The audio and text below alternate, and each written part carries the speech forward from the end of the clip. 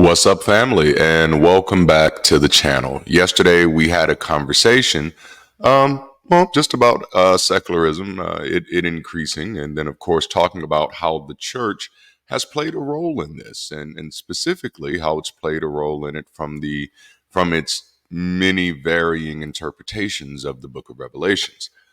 Today, I'd like to pick up a little bit from some of the notes that came out of that conversation. So while recording that one, I literally thought like, oh, here's an idea, and here's an idea. So that first is the one we're talking about in today's video.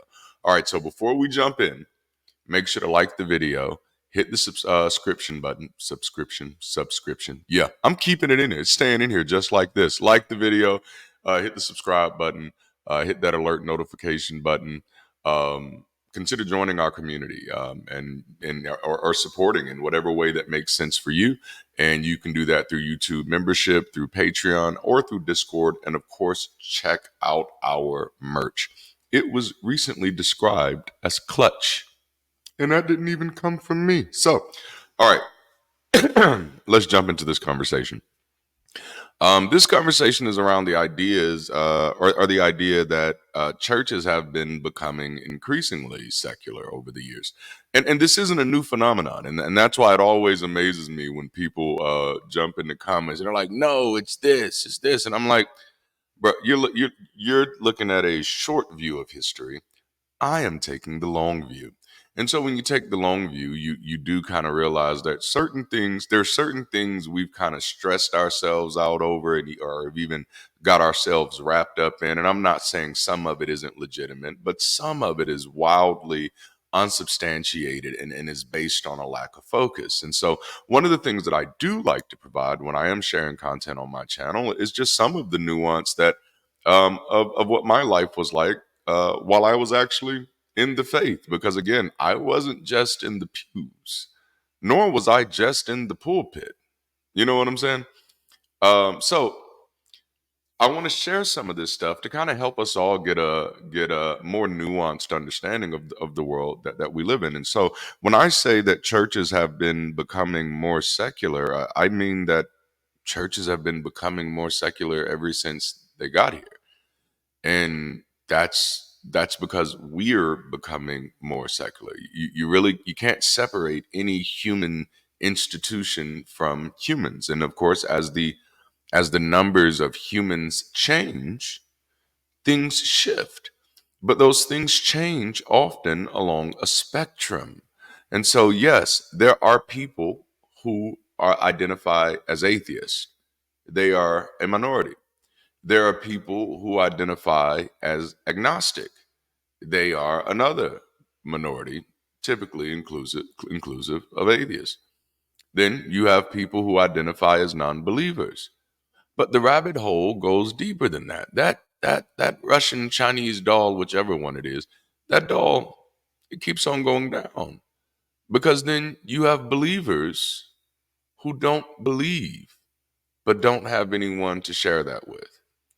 You have pastors who don't believe, but don't have a societal infrastructure that allows them to deviate from these things.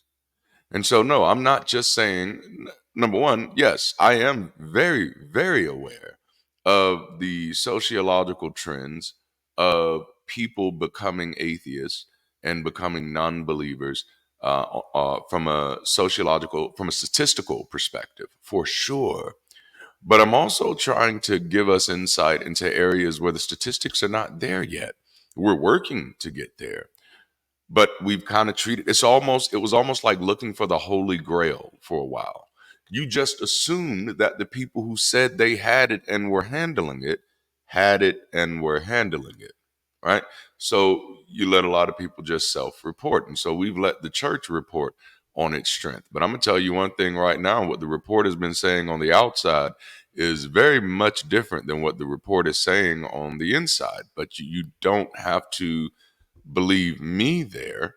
Almost, like I'd be willing to bet that 70, well, I don't want to say that. I don't want to say that much. But there are a lot of churches out there who that's their number one concern is the increasing rise of secularism. That's definitely the number one concern of pastors is the increasing rise of secularism. I mean, when you get to Paul's epistles in the New Testament, even though he's not using the word secular, he does use the word carnal and worldly quite often and quite interchangeably. In other words, these people who have adopted a more naturalistic view of viewing the world, maybe, and so it almost seems that this movement itself, or at least that was my understanding when I was a pastor, was that I live in this largely secular world, and that the majority of my members have already been intoxicated by this secularism.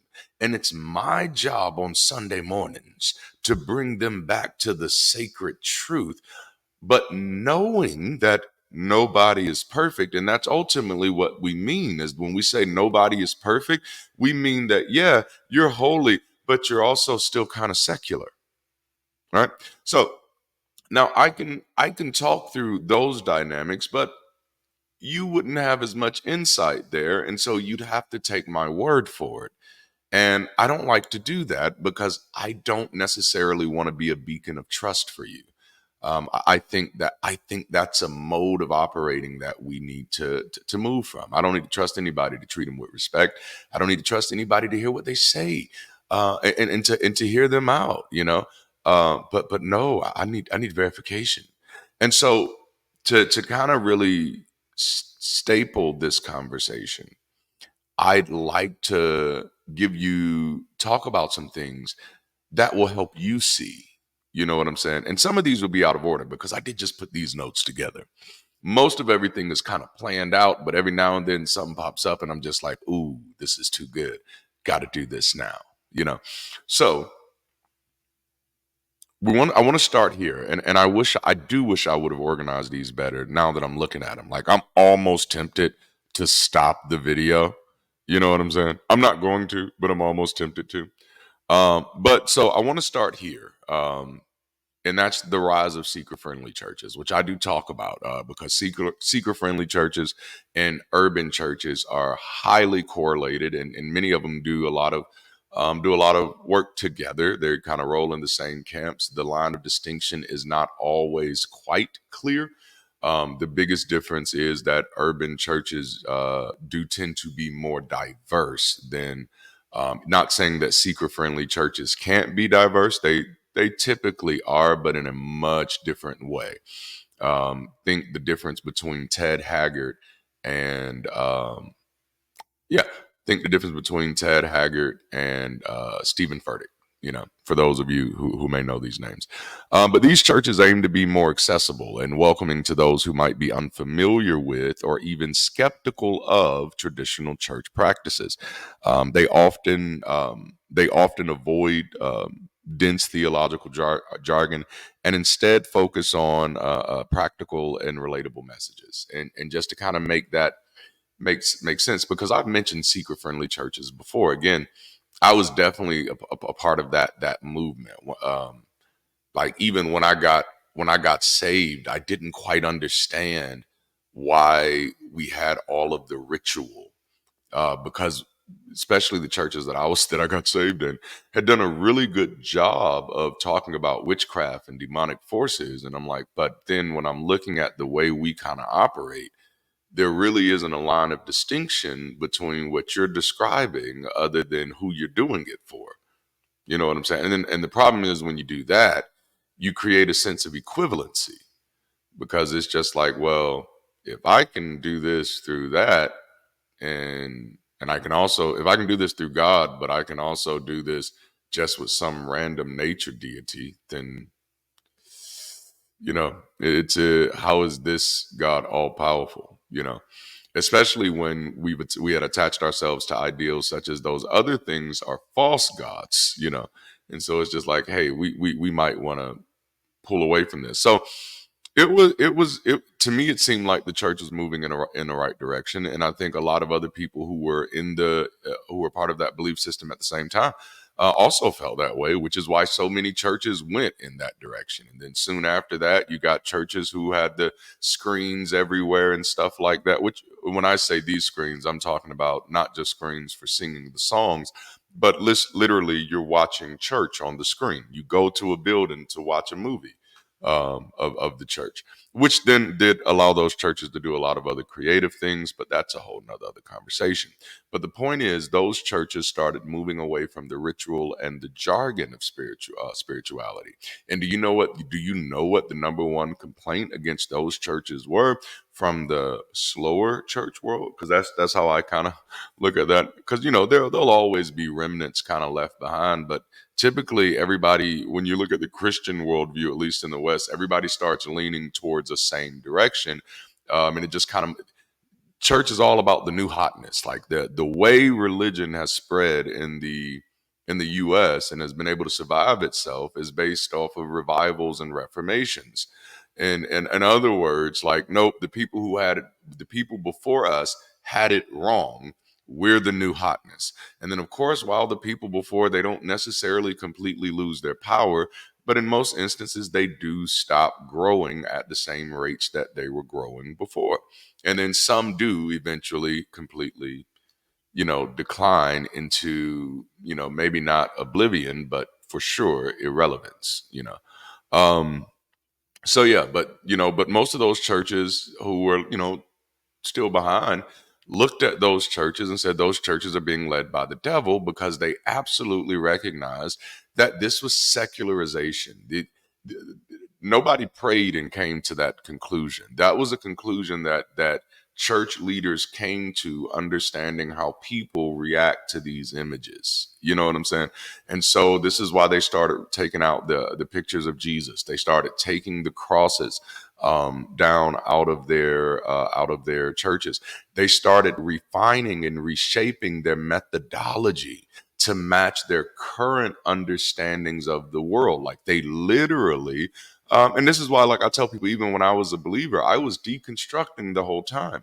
I promise you, you're going, as more pastors cross that line, you're going to hear that more and more often. You're going to hear that these were people who were, in this with all good intentions. And as they were growing, they were casting things off. They're pastors who have recently stopped teaching on the tithe, or stopped teaching that there is a financial blessing attached to the tithe. But because they are challenging themselves. I'm not saying it's happening at any speed that we should be like, oh yay. Nor should we be expected to be happening at those type of speeds until we have more societal infrastructure that would be conducive for that, which means that people can make these decisions and make these changes without committing social suicide. You know which is and that's not just an issue for the secular community. This has been a major issue for social movements by far and large. Any movement that can qualify itself, or qualify itself in any shape, form, or fashion as revolutionary or countercultural, has always had to deal with that issue. If you want more people to gravitate towards your cause, then you're gonna have to make the social systems that are going to reject them irrelevant for them. Otherwise, the incentive is just too low. It's too low. It's just like, yes, I help you, and then I lose everything. I become like you, and then I lose everything. And at the end of the day, then the only reason I did that was just to help you sleep better at night. Like, that's not a good way to go there. You know what I'm saying? All right, so the rise of seeker-friendly churches, which is a fairly more recent phenomenon, and when I say recent, I mean probably over the past 50 years. And but oh man, now I want to go do some research on that, because it's not just that, and that's the reason I'm saying, because it's probably more like 50 to I can honestly say a minimum of 100 years, because I know I can go back to people like Bishop Neil McTurner, and the way he was reinvestigating his religion and making sure that his church was more appealing to the very real Black lives that came to his church. and which allowed him to throw off dogma, and things like that. But that's also the Protestant Reformation. But again, that's what I said. It's the new hotness, right? It's all of these reformations and revivals. There is a much better word for that, sociologically and biologically. Evolution. The church keeps evolving. It keeps evolving. And some of its old ancestors are still walking around, like the Catholic Church and the Coptic Church and the Greek Orthodox Church. They're still walking around. They still exist. Those are those distant relatives, those distant cousins type of thing. You can look at the church sociologically in that way as a byproduct of evolutionary processes. You could do that. And now I want to. Now I really, really want to. Holy crap. Okay. Yeah, that's a whole nother video now. But that's the point. So you see that the church has been evolving and modifying itself according a balance that it's trying to maintain between secularism and what's sacred.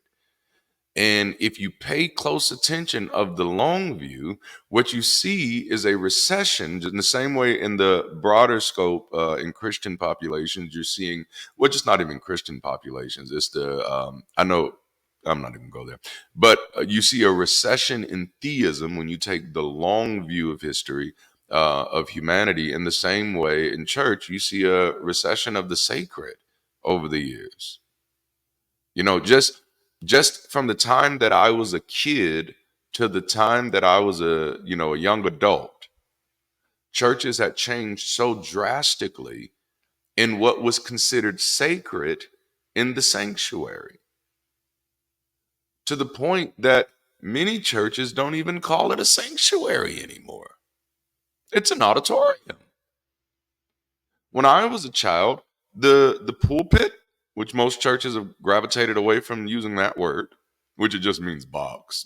It only appears in the Bible one time. And once I realized that, I was like, why is this word so important in black churches then?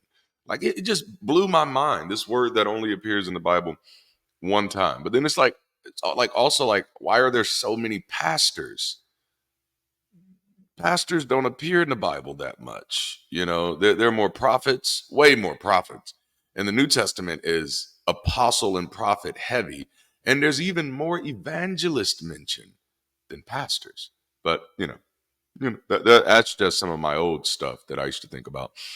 But yeah, so like when I was a kid, the pulpit was a holy place. If you were a child, God would kill you for stepping up there. And if you was a woman, God would kill you for stepping up there. And then they begin to secularize their theology, because that's what that is. Even though it's not fully secular, you're doing it for secular reasons. You're doing it for very naturalistic reasons. We're going to turn people away if we keep doing this bullshit. You know? So, anyway, big point is a lot of things have changed. Rise of seeker-friendly churches. There's also the urban churches, which I mentioned, which are urban churches are increasingly reflecting the diverse and dynamic cultures of their cities. They tend to emphasize social justice, community service, and inclusiveness, moving away from solely spiritual doctrines to address practical community needs. And one thing that you'll notice with urban churches is the reason this happens is because urban churches, very similar to seeker-friendly churches, become growth-centric, right? So the big idea becomes high growth. In the same way, all right, in the same way that many companies who focus on being high growth have to either become customer-centric, client-centric, or vendor-centric. All right. These are very naturalistic processes. These are very secular thought processes. And this is actually where I pull the terminology people centric from.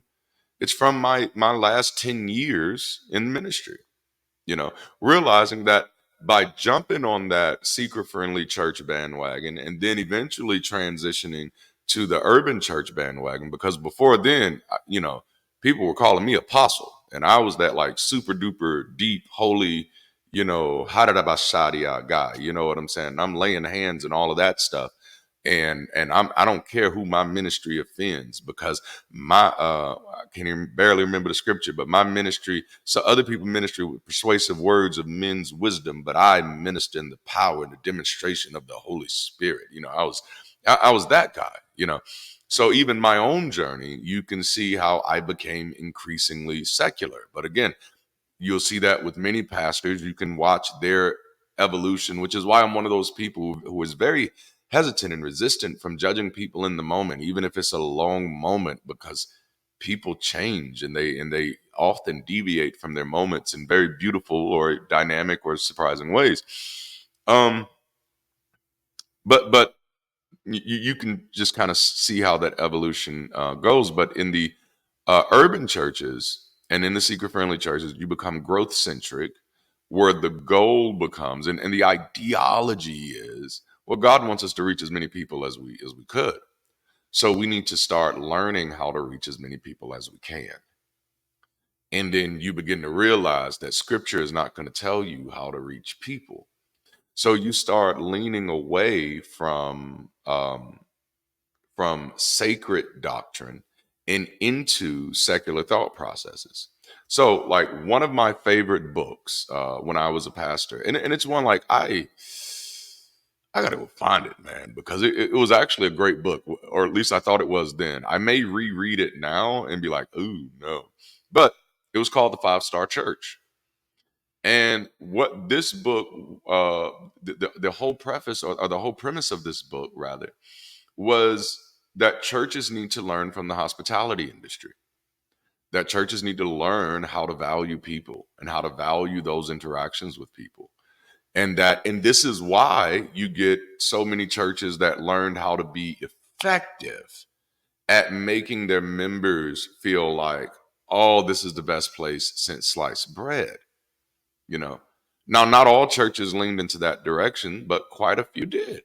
And many of those churches became mega churches. But if you haven't read it, even if if you haven't read it, even though it's aimed at churches, I used to tell other community leaders, because it's not a religious book. It's really, and that's the whole point. It's a secular book targeted towards religious leaders, which you start finding there are quite a few books like that. And then they do end up floating among more of the upper echelon of megachurch leaders, that most of them are gravitating to stuff like Steve Covey and stuff. And once people start seeing that, they start making their whole marketing campaigns about that, because what they realized is that, oh snap, there's a whole stream of pastors who are no longer looking to the Bible for their advice for how to run their church. But again, this is not a new phenomenon. Um, Largely, ever since we've had churches, they've had to depend on their own ideas and the world around them for how to process their services and things of that nature. This is why, for a long time, the church looked in no way no different than a court. That is evidence of secularization, because, again, for those of us who believe that the sacred doesn't exist in the first place, then we know that there was no voice to give them a blueprint that would have been independent of the world that they live in. But somehow we've convinced ourselves that churches are somehow different institutionally than any other institutions that we have, though they operate in the exact same ways. And that's just, from the inside perspective. But yeah, so urban churches are growth centric. I feel like that was a long rabbit trail. Urban churches are growth centric. And so because of that, they tend to become more considerate of their members and the communities that they live in. So urban churches tend to become more focused on social issues because their membership is diverse, you know? That makes me want to do some more research on the difference between rural communities and urban communities and what they vote. But because their communities are more diverse, and the idea, like, and it's literal. Like when I was a pastor, it's almost like Pokemon. You got to catch them all. You got to catch them all as much as you can.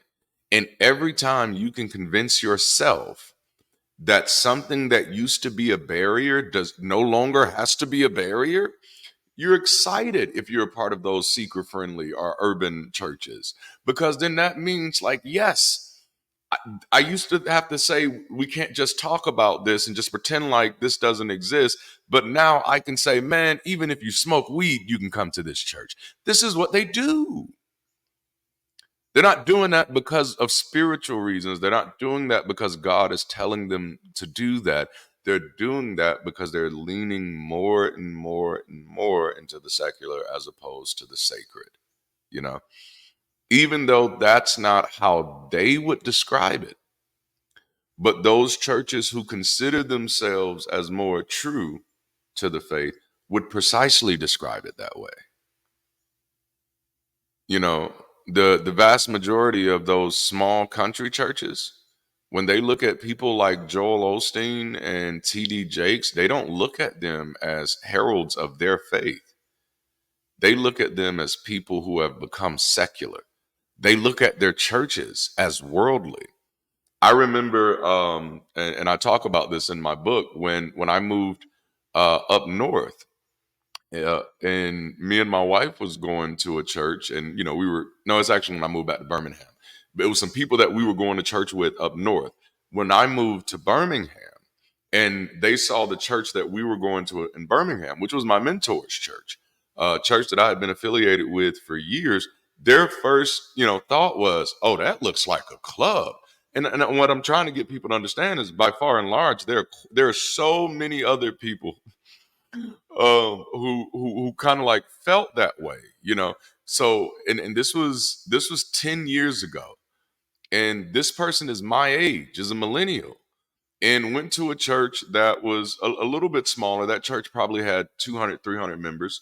um but it was a storefront church, but it was a traditional Baptist church that had, some for whatever reason, moved into a storefront church, and was on this kind of transition of becoming more charismatic.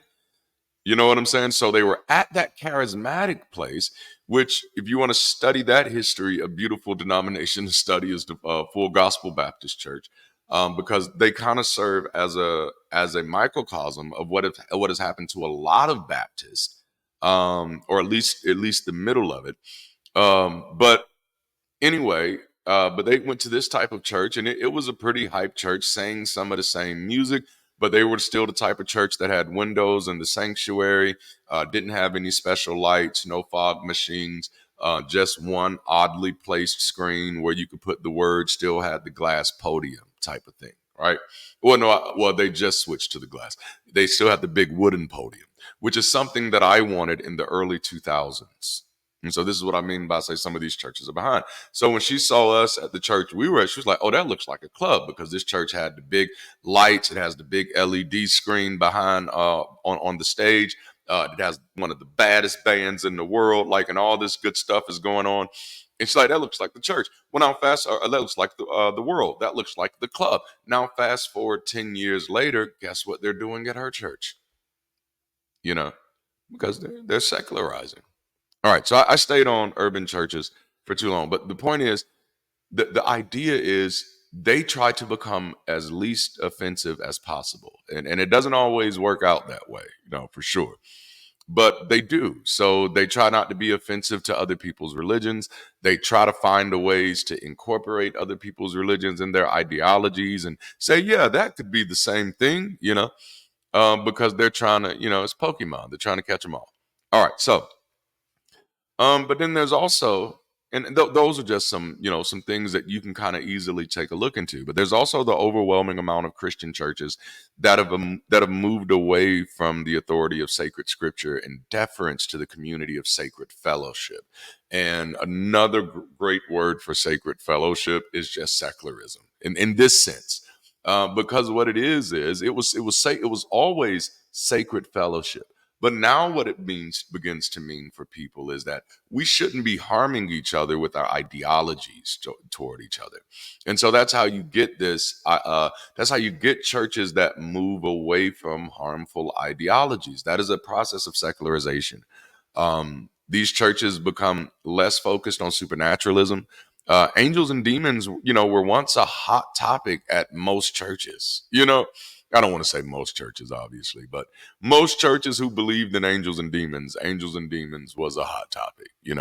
Um, but even in those churches that now believe that still believe in angels and demons, it's no longer conversation. It's no longer something we're preaching. It's no longer something they're teaching. Why? Because they know it's not relevant, right? These churches are less focused on heaven and hell.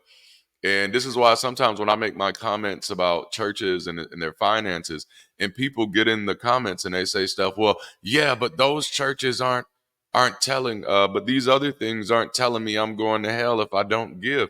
I'm like, man, when is the last time you've been in a church? Because like literally in 20 years of ministry and being in partnership with over 300 churches, mm, that was not something that was taught anymore. And so I'm just like, ugh, yikes. And I'm not saying that churches don't. I'm definitely not saying that. But a lot of times the names that people attach to those ideologies, which are people like Jakes, Osteen, Furtick, these are examples of preachers who you're not gonna find any clip of them ever telling their members that if you don't give me money, you're going to hell. So because heaven and hell, these have become topics that are not discussed, they're not talked about. Now when I first got in, like everybody was doing 7-week series on the mysteries of the kingdom of God, and people were doing these 12-week expositions on them spending time in heaven. I think Jesse Duplantis really did that. He had this whole series on him, on his visitation to heaven. There were these people who had these dreams about being in hell and wrote books about them. There were preachers who preached, again, entire series about the different levels of hell, the different things that can get you in hell. Like we used to, I don't, and some places may still have this, but we even used to have hell houses. Like every year around Halloween time, where you went in to learn about the consequences of doing the snooky ducky. And these people would act and pretend like they were in hell after they tried to get some. They're like, oh no, don't do what I did. And there's somebody in there and they play Satan. Do you know why those things begin to decline? Because people got really uncomfortable playing those parts. That's secularization. All right. Um, and churches are becoming, and you'll see this more and more. This phenomenon may be somewhat newer, but it's less focused on getting people saved and more focused on getting people help. And you will notice that, especially among a lot of the urban preachers. A lot of the urban preachers, urban megachurch pastors, and the ones who kind of look up to them, they're moving away from soteriology altogether. It's been a slow move, but it's a move for sure. And soteriology is just the study of salvation, in the sense that they can't confirm it. And like literally, I got to find that clip because I remember years ago, my wife and I, because we still check in on what the church world is doing. We were watching a clip, a service with Stephen Furtick, and he had said that he'll never again, do the sinner's prayer type of thing at his church, and it was something along the lines of, because I don't know if you're saved or not. It was basically, we're not doing this thing telling you that we can guarantee your salvation. He was like, nobody knows, so we're not playing that game. And I was like, I salute you. That's a very, very positive step in the right direction. Um, but yeah, so with those urban churches, you don't really see this focus on getting people saved. But even amongst the more traditional evangelical churches, you don't see that focus there either. Like their focus is more so um, helping people so that they can eventually get more people. But even the architecture and aesthetics of churches speaks to increasing secularism. The architectural evolution from traditional designs with steeples and crosses to modern multi-use spaces indicates a shift towards versatility and community usage over purely religious symbolism. So again, not only, long before we got rid of the crosses in the building, we started taking them off the buildings. I mean, like crosses used to be on windows, they used to be on the top, on the steeple, they used to be effaced on every billboard, and while there are still churches that exist like that, by far and large, churches are, when new churches are established, they don't look like that. You know, when new churches are established now, you know where they start at? In movie theaters and in malls. Yeah, which was an excellent idea. But these are all, which means that there is no sacred space. And I remember this because these were things that we were talking and discussing at leadership conferences, at church leadership conferences. Like, if some of it is sacred, none of it is sacred. No, it was like either all of it is sacred or none of it is sacred. And that's how you're gonna have to start treating it, which is ultimately a way to deal with secularization without having to call it secularization. And it was a hard lean into a different viewpoint of theology, that everything belongs to God, nothing is separated from God, which means a lot of pastors in the urban field, in the urban churches, are actually more pantheist than anything, or at least that's how they're operating because of secularism. Okay. But think about the implications of churches shifting from the practice of owning cemeteries right on the campus or right next to the campus. This highlights a decreasing concern with death and the afterlife. A lot of things, a lot of times I think people are allowing apologists to represent a norm that they simply do not. The majority of believers are not apologists.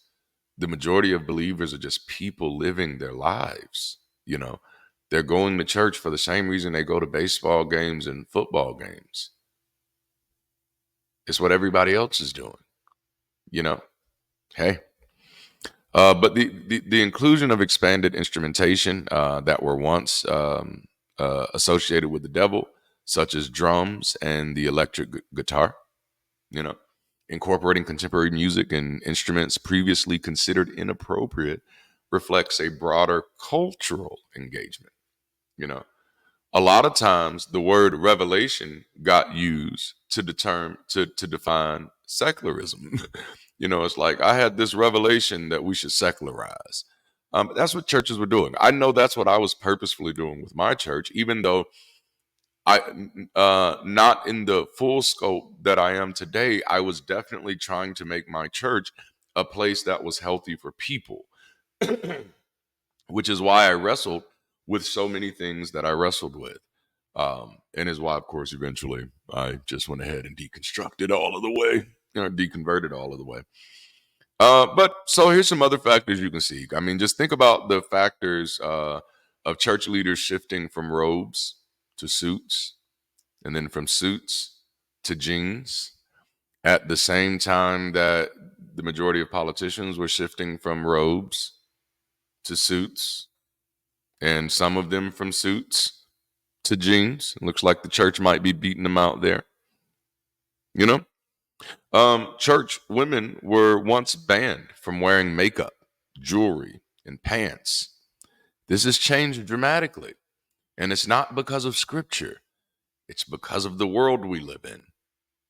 That's secularism. Sister Sally said, I want to wear my red lipstick, and ain't nobody going to stop me from wearing my red lipstick. And I don't care what nobody has to say about that. hmm And she said that while still believing she loved the Lord with her whole heart. I'm telling you, I know Sister Sally. For religious members, believers were banned from having tattoos, but now many pastors wear them like a badge of honor. Some of my favorite pastors had full sleeves. You know, me and my wife often pick at my former mentor because we're just like, oh man, the childishness is just so clear now. But it's like, he's blowing up, which he's always been on an uptrend, and there's nothing I can say to take that from him. I have a lot of critiques. None of those critiques are about his success. It's about his treatment of other people. And his childlike nature. But dang it, maybe I'm not supposed to tell this story because now I can't even remember what it was. What was I talking about? Oh, yeah, because as he started blowing up and he started doing music, and his music is starting to get a lot of attention, which now means he's no longer solely dependent on how his local community views him as a human being, which is a type of pressure that you have to live under. The smaller your church is, the less that pressure is. The larger your church is, the more the pressure, the bigger that pressure becomes. But then you can eventually get to a tipping point where the pressure doesn't matter anymore. But there's always this pressure of I can do something that's perceived as wrong by the broader community. And even my members who love me with their whole heart and not knowing the full details will decide, nope, if they don't like them, I don't like them either. And then, wow, you have a whole fiasco on your hand where you're losing a whole bunch of members. And in those cases, you have a mortgage to pay for. It gets ugly after that, right? So, but so he's gotten this kind of freedom, and so now he's showing his tattoos more, and he's getting more of them, which he always had tattoos. Church kind of knew, but and even though he wasn't ashamed of them, he was never really proud of them. But now that his music career has allowed him to, you know what I'm saying, break away from that control system, he's just finding more freedom to do things in a not give a fuck way. So it's like, I'm showing my tattoos. And here's the thing, he's not the only one. He's not the only one. All right, so and this was a good one. Oral sex used to be extremely taboo in religious belief. It is not anymore. I've been to enough marriage conferences to know that the Christians are cool with oral sex now. Just thought y'all should know. All right. So, why is the church becoming more secular? Right. Um, in my view, number one, partly this is just it's the natural reality of things. The less insular we become, the more freedom we get to wrestle with our ideas. You know what I'm saying? And I want to popularize that as much as we can. Because I know people are saying, yes, the spread of Islam. But you're comparing the spread of Islam in the Middle East, where it is increasingly inculcated, versus the spreading of Islam in the US, where it is less and less so. And so, and we can talk about that. I'm not saying that well, I'm careful with the word threat. I'm a little different, but you have to understand, I'm not taking my view from the news, nor am I taking my news from your favorite echo chamber. I'm looking at the data, and I'm looking at the long view of history, and you know there are many things that can lead us backwards. There are, and there are a few that you can kind of see in the deck right now. Uh, the jury is out. That's the best we can say on that one. But I think it's a mode of self correcting and struggling to normalize, because that's what it was for me as a pastor. As a pastor, my church was definitely increasingly secular, but it looked no differently than many of the other churches that I associated with. Um, and it was our way of trying to be as true to this world as we were being to the word, which is a very weird thing to say, especially if you know what that dichotomy was supposed to mean for us. What that dichotomy was supposed to mean for us was that the world is on this side and we're on that side. The seeker-friendly church, and this started again long before seeker-friendly churches, but the seeker-friendly churches and the urban churches determined that nope, we're going to have to be able to have both of them in our spaces. And this is why churches like mine had no aversion to incorporating secular music with secular themes into our praise and worship, into our giving thing. Like, I think One Love by Bob Marley was something we used to play during the greeting period. You know, we were going to do Friends. The Friends opening, no one told you life was going to be this way. Ta, ta, ta, ta. We were going to do that. We just love doing stuff like that. We love the music. You know, I do miss that team. But it's a way of normalizing. You know, churches are adapting and have always been adapting to remain relevant in the context that they live in. You know, and in practice, that's who churches have always continued to be. This is why you can trace that change. They typically changed as the rest of the world changed. It's just been in principle that they hadn't. It's just in the language that they hadn't. But then we can even trace changes in that as well. This self correction is partly a survival strategy, reflecting a desire to maintain influence and membership.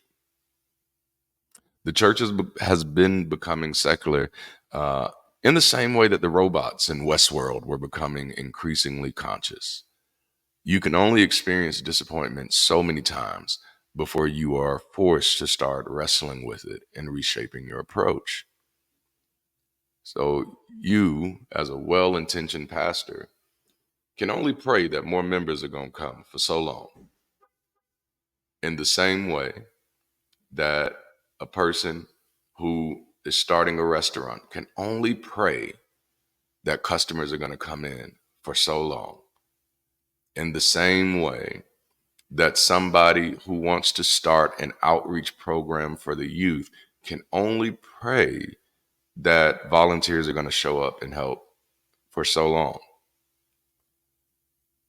After some time, you're going to realize that I'm going to have to do some really practical things to make things happen. And that's the language that the church has found safety in to hide their secularism. In their worldview, they're not becoming increasingly secular, they're becoming increasingly practical. But for the churches who are not where they are yet, it's clear to them that these people are departing from the faith. But I'd like to let you know that it's been a long departure. The church has been departing from what it was in the beginning since the very beginning because there was no fucking beginning. It's murky mystery waters at best, you know? But also consider the characters of God and Jesus have been undergoing secularization since the day they entered the religious lexicon. God used to hate gay people. Now, apparently, according to many Christians, he absolutely adores gay people. They're some of his favorite people in the world. This is the secularization of God, you know. See, a lot of times when we think of secularization, we think of it as the opposite of God talk. But secularization is a process. It's a departure, you know? And I say when you look at it that way, then you're no longer focusing on the destination. You're focusing on the journey, the long view. And when you take the long view, it becomes increasingly clear that this departure has been taking place for a very long time. They've been moving further and further and further away. And so I don't share this to set anyone at ease who's concerned about, dangerous religious ideology. Not at all.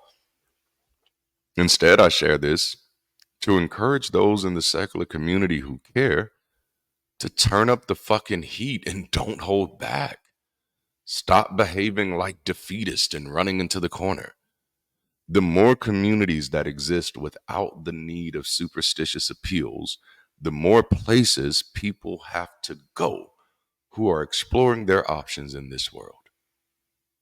I share this information to hopefully encourage somebody to, instead of just being so upset, disappointed, discouraged, and defeated by the idea of the problem,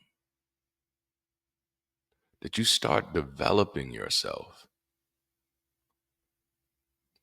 around the excitement of the possibility of a solution. And the reality is, we're the solutions. It's us. You want to move the world towards a more secular worldview? It's not a passive thing. Let's all get actively involved. All right, I didn't mean to evangelize at the end of that, but hey, it is what it is. I love y'all, man. Thank y'all for hanging out with me. I didn't even think this one was going to be that long, but apparently I had a lot more to say on this topic than I thought I did. But I'm going to be very interested to see what you all have to think. And so yeah, until next time. First, like this video, subscribe to this channel, hit that alert notification bell.